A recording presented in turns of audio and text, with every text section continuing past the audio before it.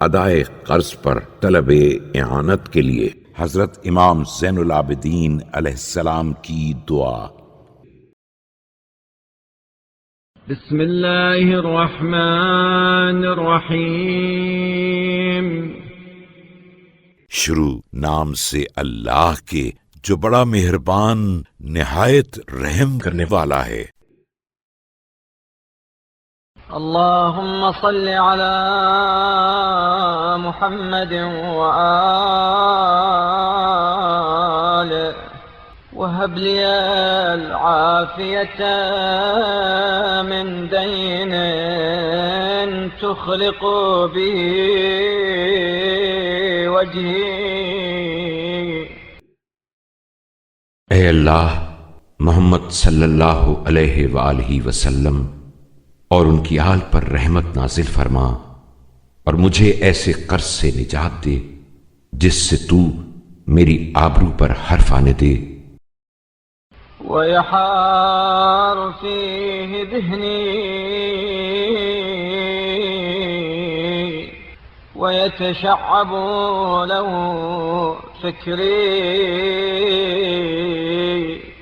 ويطول بممارسته شغلي۔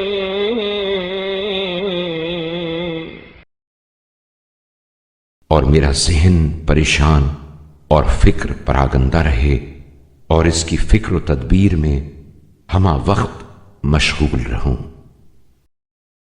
وأعوذ بك يا ربي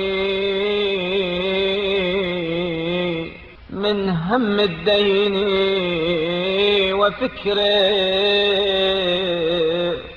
وشغل الدين وسهره، فصل على محمد وآله۔ اے میرے پروردگار، میں تجھ سے پناہ مانگتا ہوں قرض کے فکر و اندیشے سے اور اس کے جھمیلوں سے اور اس کے باعث بے خوابی سے۔ تو محمد صلی اللہ علیہ وآلہ وسلم اور ان کی آل پر رحمت نازل فرما۔ وأعذني من واستجير بك يا ربي من ذلته في الحياة ومن تبعته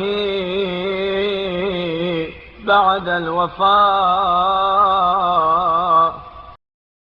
اور مجھے اس سے پناہ دے پروردگار، میں تجھ سے زندگی میں اس کی ذلت اور مرنے کے بعد اس کے وبال سے پناہ مانگتا ہوں۔ فصل على محمد وآله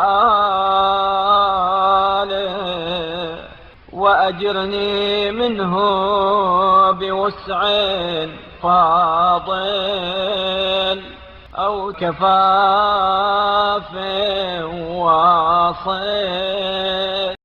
تو محمد صلی اللہ علیہ وآلہ وسلم اور ان کی آل پر رحمت نازل فرما اور مجھے مال و دولت کی فراوانی اور پیہم رزق رسانی کے ذریعے اس سے چھٹکارا دے۔ اللهم صل على محمد وآله واحجبني عن السرف والازدياد وقومني بالبذل والاقتصاد۔ اے اللہ، محمد صلی اللہ علیہ وآلہ وسلم اور ان کی آل پر رحمت نازل فرما اور مجھے فضول خرچی اور مصارف کی زیادتی سے روک دے۔ وعلمني حسن التقدير واغبضني بلطفك عن التبذير واجر من أسباب الحلال أرزاقي. اور عطا و میانہ روی کے ساتھ نقطۂ اعتدال پر قائم رکھ اور میرے لیے حلال طریقوں سے روزی کا سامان کر. ووجه في أبواب البر إنفاقي وازو عني من المال ما يحدثني بخيلا. اور میرے مال کا مصرف امور خیر میں قرار دے اور اس مال کو مجھ سے دور ہی رکھ جو میرے اندر غرور و تمکنت پیدا کرے. أو تأديا إلى باغي أو ما أتعقب منه طغيانا.